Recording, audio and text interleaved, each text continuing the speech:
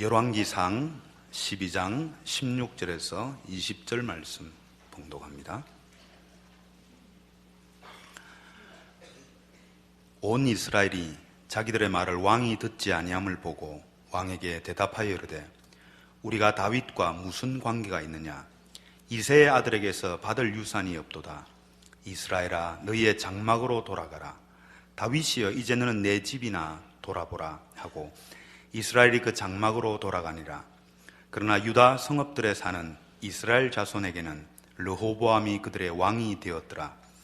르호보암 왕이 역군의 감독 아도람을 보냈더니 온 이스라엘이 그를 돌로 쳐 죽인지라. 르호보암 왕이 급히 수레에 올라 예루살렘으로 도망하였더라. 이에 이스라엘이 다윗의 집을 배반하여 오늘까지 이르렀더라. 온 이스라엘이 여로보암이 돌아왔다 함을 듣고 사람을 보내 그를 공회로 청하여 온 이스라엘의 왕으로 삼았으니 유다 지파 외에는 다윗의 집을 따르는 자가 없으니라. 아멘. 이제 솔로몬 왕이 죽고 그 아들 르호보암이 왕이 되는데 백성들이 그 대표들을 르호보암에게 보내서 그 부친이었던 솔로몬의 그 많은 역사, 성전을 짓고 왕궁을 짓고 하는 일들로 인하여 이제 지친 백성들에게 좀 편하고 쉼을 주는 정치를 요구합니다. 르호보암이 거절을 해서 결국 열 지파가 르호보암을 떠나 여로보암을 왕으로 삼아 이제 남북 왕조로 갈리게 되는 이스라엘의 역사의 현장을 보여주고 있습니다. 우리가 관심을 가지는 것은 이 남북 왕조의 분열이 솔로몬 때 이미 예언되었다는 사실입니다. 하나님께서 솔로몬이 그 이방 나라의 공주들을 데려다가 초첩을 삼고 그들로 인하여 우상을 섬기게 된 것을 인하여 솔로몬 사후에 나라가 나뉘어질 것을 아히야 선지자를 통하여 예언했습니다. 우리가 보자면 이미 르호보암의 결정 이전에 하나님이 그렇게 이스라엘의 운명을 작정하시고 예언하셨다면 르호보암의 결정이 무슨 가치를 가지는가 하는 대목이 오늘 우리가 이 성경에서 확인하고 싶은 내용인 것입니다. 성경이 하고 싶은 얘기는 하나님은 심사위원이 아니다 그런 얘기입니다. 우리가 다 한 다음에 평점을 매기거나 또는 그 한 일에 대하여 보상하는 차원에서 상을 주거나 벌을 하는 분이 아니라 그 매 결정과 그 사건에 개입하시고 함께 오셔서 씨름하는 분이시다 하는 것이 오늘의 중요한 내용입니다. 물론 순서상 우리가 이해하자면 하나님의 작정이 먼저 나오고 르호보암의 결정은 그 다음에 나오니까 어차피 하나님이 그 역사를 또는 개인적으로 보자면 운명을 정하시고 그대로 고집하신 게 아니냐 그렇게 생각할 수 있습니다. 성경을 전체로 이해하면 전혀 그런 뜻이 없습니다. 하나님께서 역사의 주인이시라는 것과 또 개인의 모든 인생의 그 운명을 그의 은혜로우심과 자비하심 안에 붙잡고 있다는 것으로서는 하나님이 늘 운명의 주인입니다. 그러나 그 운명을 그 과정을 어떻게 만들어 나가느냐 하는 일은 전적으로 우리의 손에 달렸다. 우리의 선택과 그 선택을 위하여 하나님이 오셔서 사건에 개인에 개입하시고 붙잡고 씨름하신다. 이렇게 성경이 가르칩니다. 우리는 이 가르침이 성경 전반에 걸쳐서 어떻게 소개되고 있는지 확인할 필요가 있습니다. 창세기 28장으로 갑니다.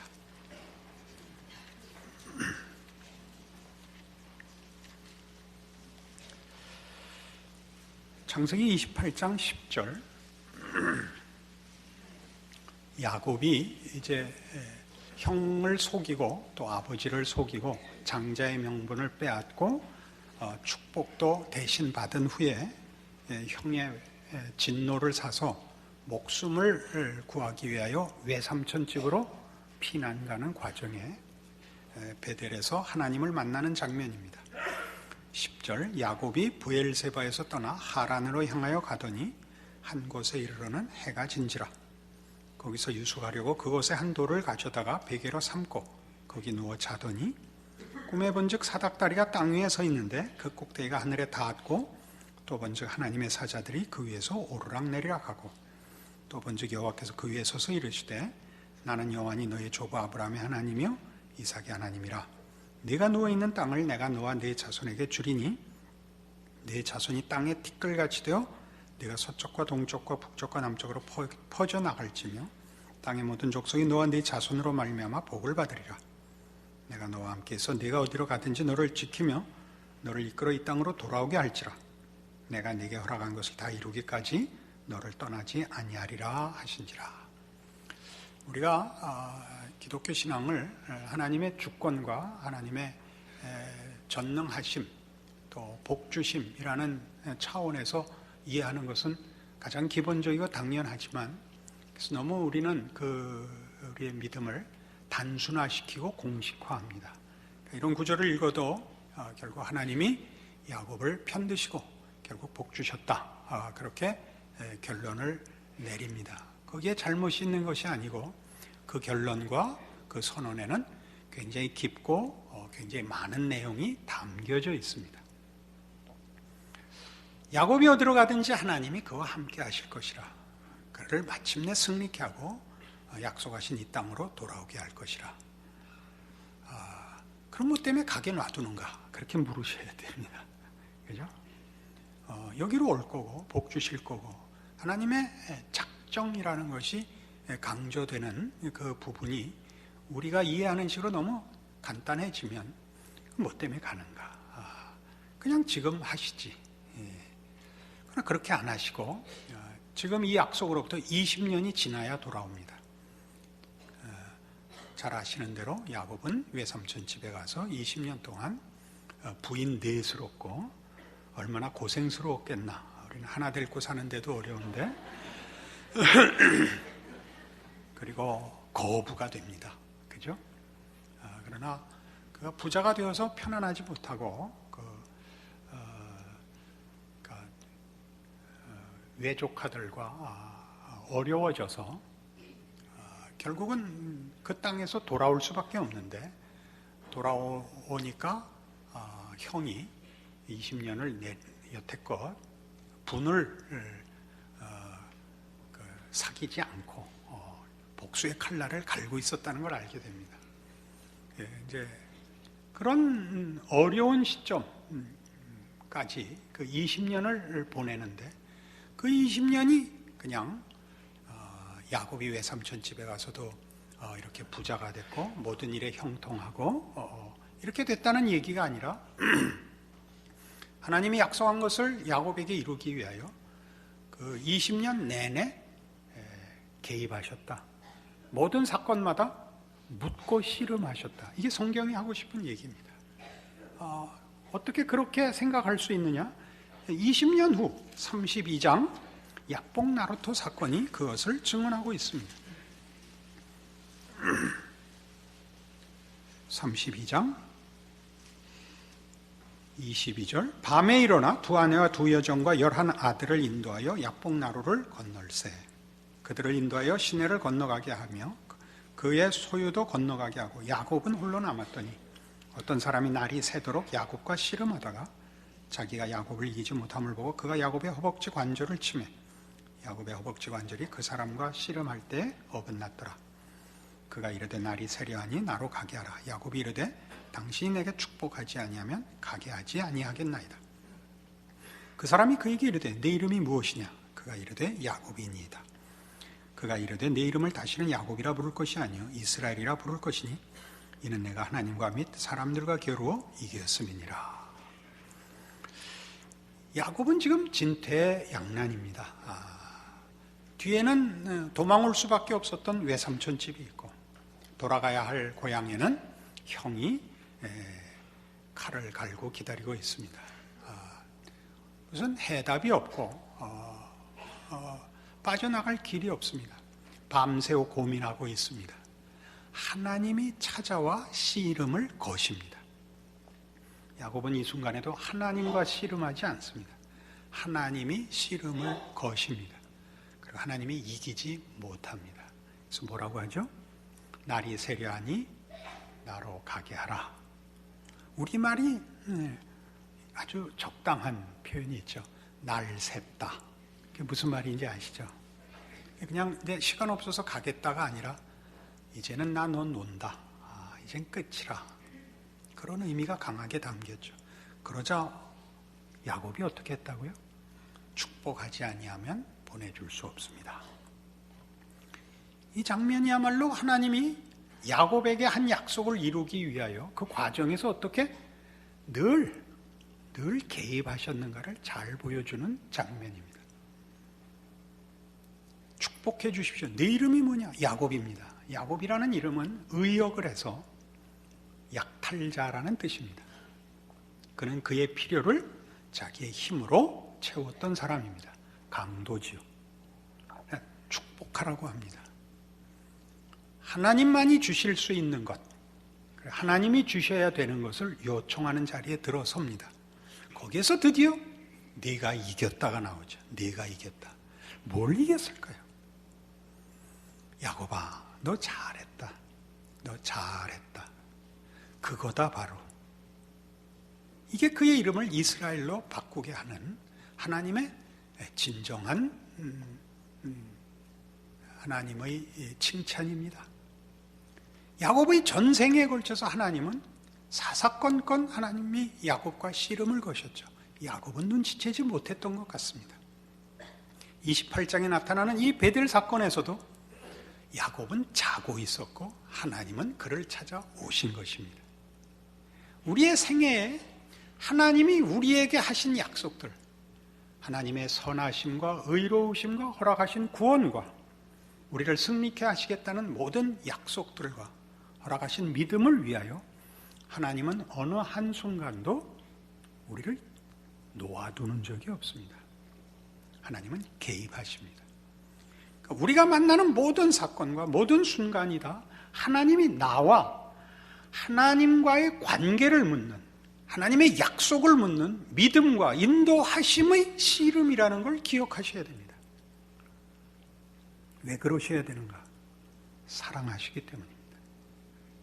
하나님의 고집을 지키자는 것 아니요.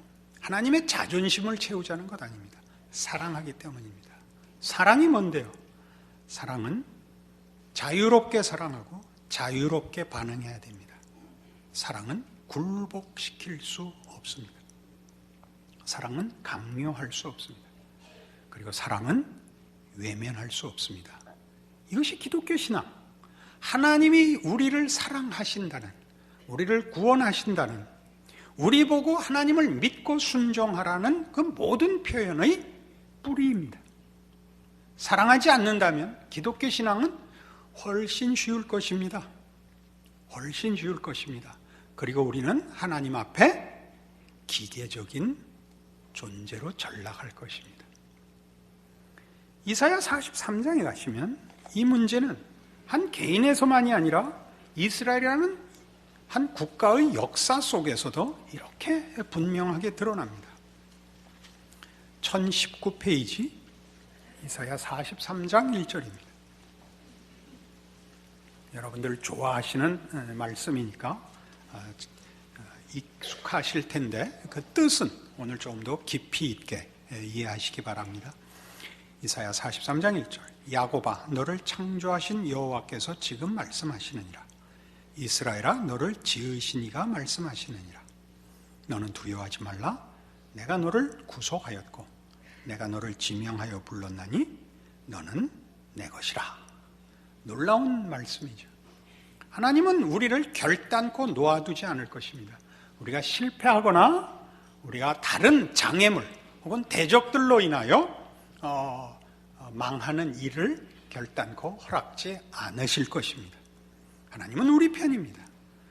그러나 이 말씀은 어떤 환경 속에서 주어지느냐 하면 바로 앞에 있는 42장 24절, 야곱이 탈취를 당하게 하신 자가 누구냐?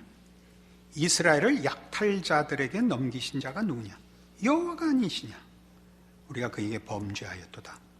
그들이 그의 길로 다니기를 원하지 아니하며 그의 교훈을 순종하지 아니하였도다. 그러므로 여호와께서 맹렬한 진노와 전쟁의 위력을 이스라엘에게 쏟아부으시매 그 사방에서 불타오르나 깨닫지 못하며 몸이 타나 마음에 두지 아니하는도다. 어떤 환경에서 야곱아 너는 내 것이다 라는 말이 나오느냐 하면 이스라엘을 바벨론에 던지는, 그 나라를 멸망케 하고 이방인의 손에 저들을 파시는 배경 속에서 야곱아 너는 내 백성이다, 내 것이다가 나오는 겁니다. 왜 그렇게 하셨다고요? 저들이 하나님을 순종하지 않았기 때문이라고 합니다. 하나님을 순종한다, 믿음을 지킨다 하는 것은 간단하게 규범적이거나 무슨 신앙적으로 옳다 그르다의 그런 판별을 넘어서는 문제입니다. 하나님은 이스라엘 백성들을 향하여 하나님이 이스라엘 백성들에게 목적하시고 원하시는 하나님 되심을 요청하시고 그런 하나님으로서 대접받지 못하는 것을 지금 못 참으시는 겁니다. 사랑이 가지는 분냄입니다. 하나님이 주술적 대상이 되어 기계적인 예배로 하나님과 거래하는 것을 못 참으십니다. 하나님만이 주실 수 있는 것을 외면하고 세상이 주는 것에 자신들의 마음과 정성을 쏟는 것을 못 참으십니다. 질투하시는 거죠. 그들을 바벨론에 팝니다. 25절에 되어 있죠. 그러므로 여호와께서 맹렬한 진노와 전쟁의 위력을 이스라엘에게 쏟아 부으셨다. 망하라고 그러는 거 아니다. 벌 받으라는 거 아니다. 그게 43장이죠. 야곱아 너를 창조하신 여호와께서 지금 말씀하시느니라. 이스라엘아 너를 지으신 이가 말씀하느니라. 너희를 죽이려고 그러는 거 아니다. 너희 미워하는 거 아니다. 너희 벌 받으라는 거 아니다. 너는 내 거다. 내가 왜 그러겠는가 생각 좀 해봐라. 2절 보죠. 네가 물 가운데로 지날 때 내가 너와 함께 할 것이라.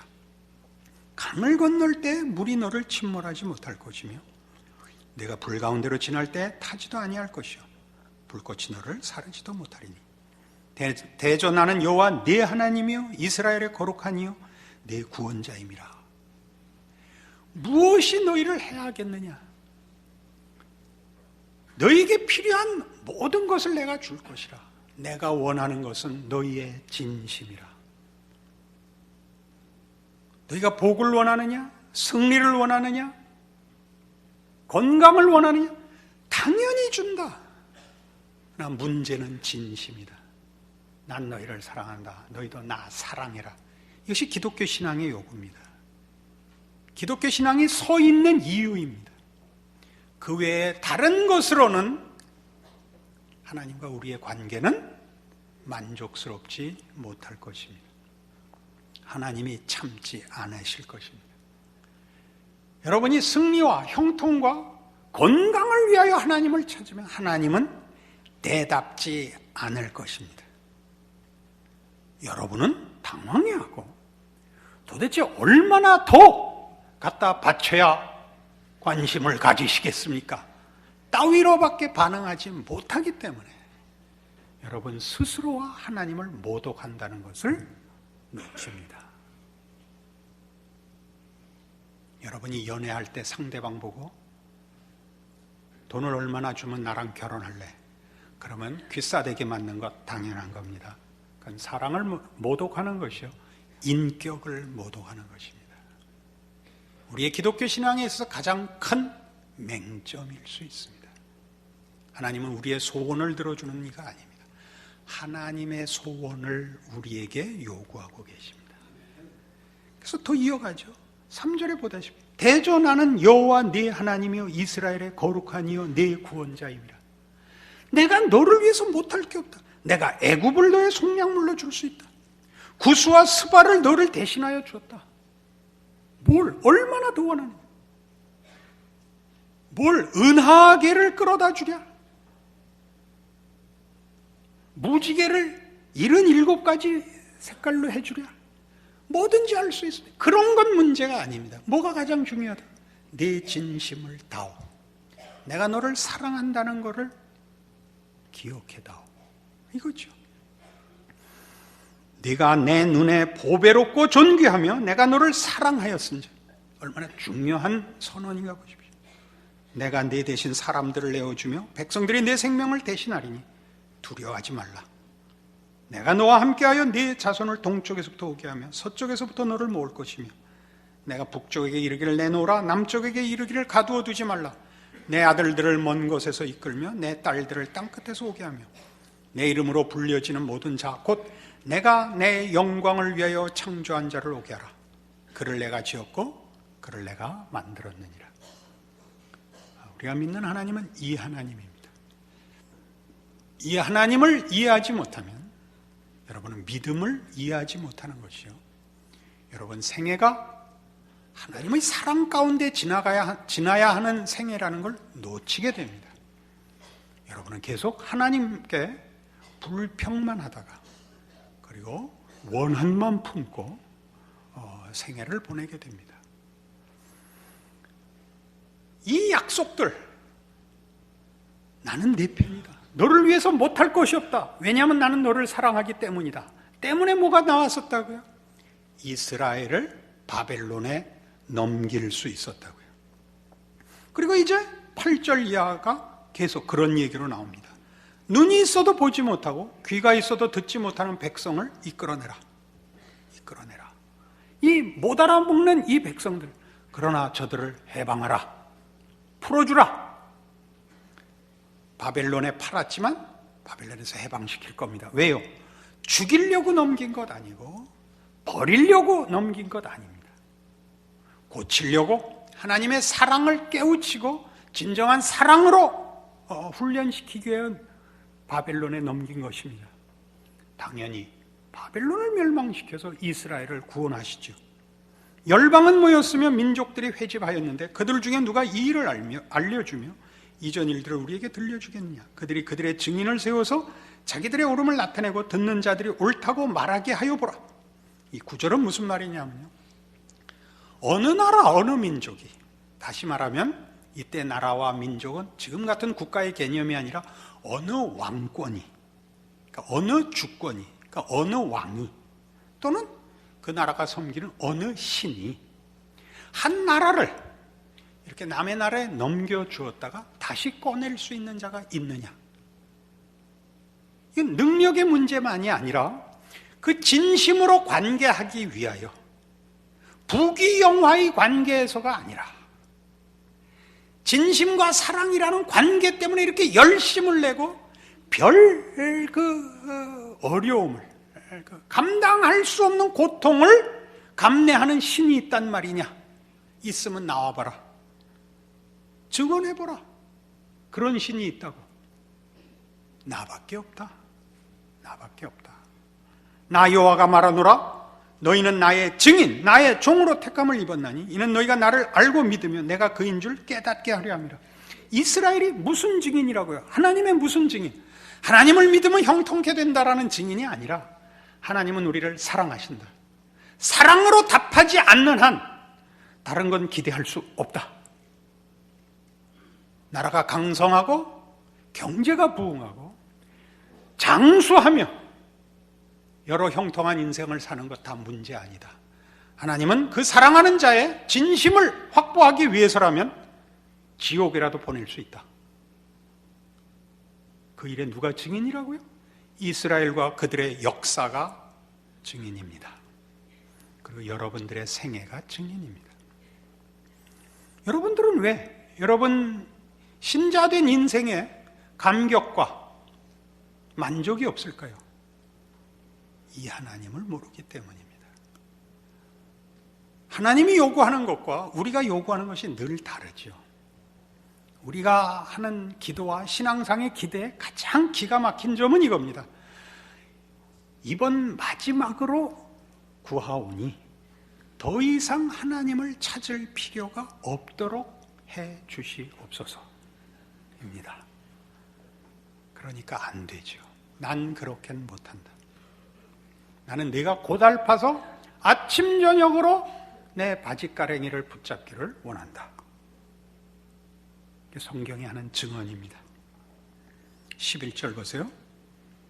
나 곧 나는 여호와라. 나 외에 구원자가 없느니라. 내가 알려주었으며 구원하였으며 보였고 너희 중에 다른 신이 없었나니 그러므로 너희는 나의 증인이요 나는 하나님이니라. 여호와의 말씀이니라. 나만 구원자라는 게 무슨 뜻이죠? 그만 우리의 사랑의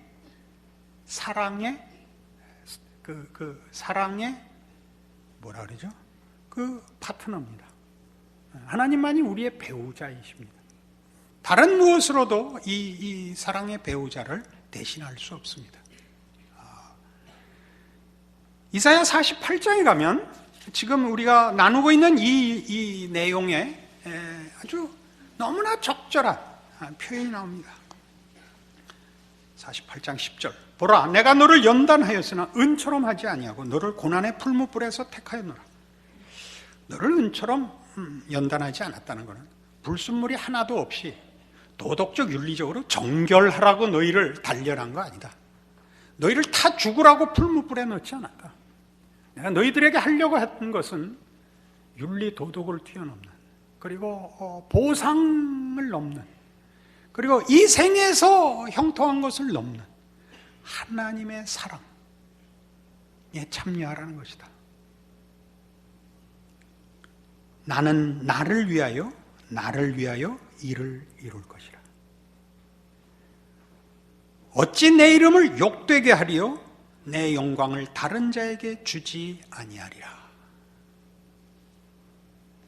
하나님은 우리의 하나님이시라는 이 관계와 이 선언이 가지는 이 책임과 영광을 다른 것에 양도하시지 않을 것입니다.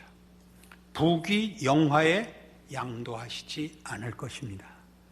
여러분의 형통과 승리와 명예에 양도하시지 않을 겁니다. 그러니까 여러분은 대강 믿을 생각일랑 관두셔야 합니다. 힘을 다하여 믿는다는 건 여러분 보고 땅끝까지 가라는 얘기 아닙니다. 부름을 받으면 물론 가야 됩니다. 여러분의 진심을 바치셔야 됩니다. 여러분의 생애를 바치셔야 됩니다. 하나님을 사랑하십시오. 어떻게 사랑하느냐고요? 하나님의 사랑을 받는 자가 가지는 넉넉함을 구하시고 세상의 시험과 오해와 경멸과 반대 속에서 하나님 한 분으로 만족하다는 것을 여러분 요구하셔서 누리십시오. 하나님 거기에는 꼭 대답하십니다. 고통이 면제되지는 않습니다. 그래서 이제 우리는 성경의 가장 놀라운 이 하나님의 이 사랑을 확인시키기 위한 끊임없는 하나님의 개입, 간섭, 씨름을 예수 그리스도에게서 가장 놀랍게 보는 겁니다. 우리 잘 아는 요한복음 3장 16절입니다. 다 외우시지만 조금 찾아보기로 합시다.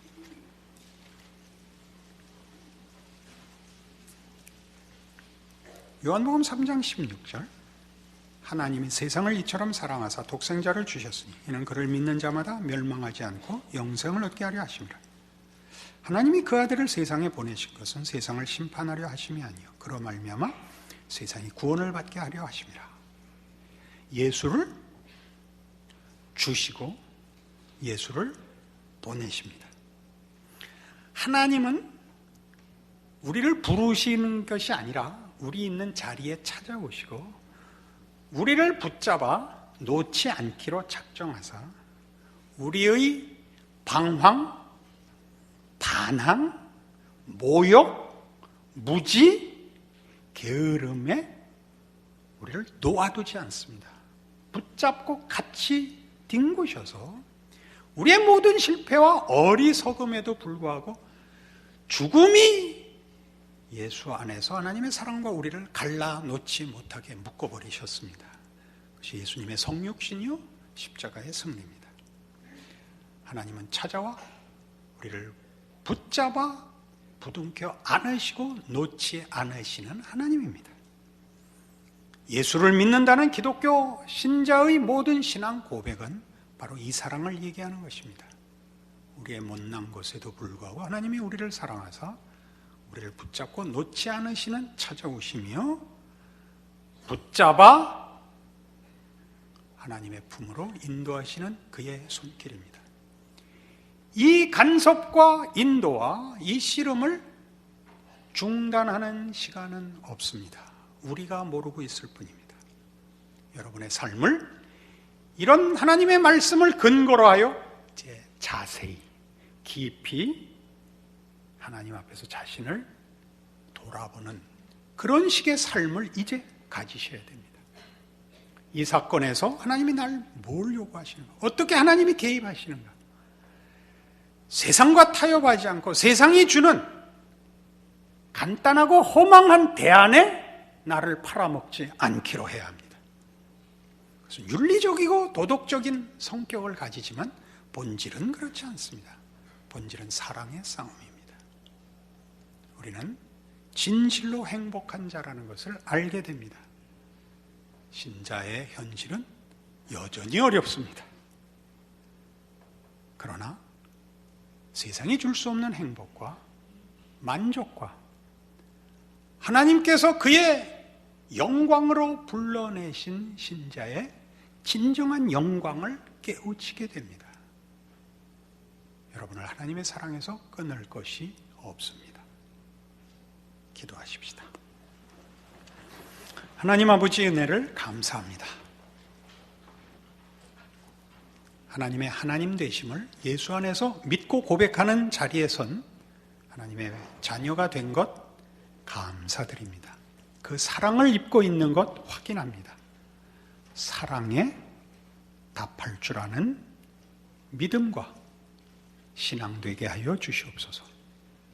하나님의 뜻을 따라 사는 것, 성경에서는 그것이 하나님을 사랑하는 방법이라 했습니다. 도덕성을 위하여, 자존심을 위하여가 아니라 하나님의 사랑을 받고 믿음으로 답하는 복된 삶을 사는 자로서의 영광을 누리기 위하여 순종하게 하옵소서. 그리하여 이 세상에 살지만 하나님의 백성으로 사는 참다운 만족과 기쁨과 자랑을 누리는 생애가 되게 하여 주시옵소서. 예수님 이름으로 기도합니다. 아멘.